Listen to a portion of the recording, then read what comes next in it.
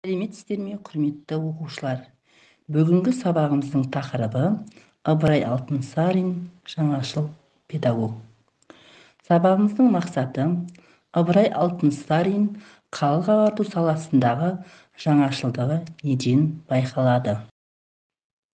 Жаңа сабақты бастамас бұрын Ыбырай Алтынсарин туралы 3 сұрақ қоямын.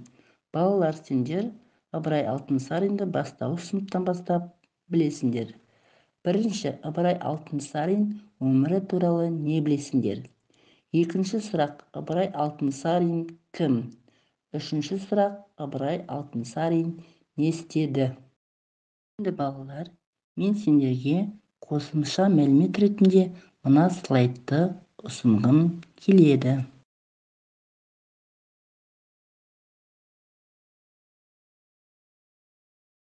Енді балалар, сендердің назарларыңа мына видео сюжет арқылы толық мәлімет бергім келіп отыр. Ыбырай Алтынсарин қазақтың аса көрнекті ағартушысы, жаңашыл педагог.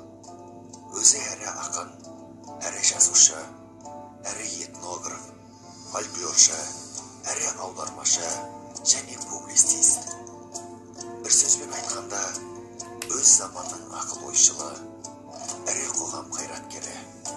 Бар саналы ғұмырын халқын жаңа заманның өркениетті елдерінің қатарына қосу жолын арнаған қара қазақтан шыққан бірінші адам. Шын аты Ибрахим. 1841 жылы Қостанай облысының Қостанай ауданы Арқарағай ауылында туған.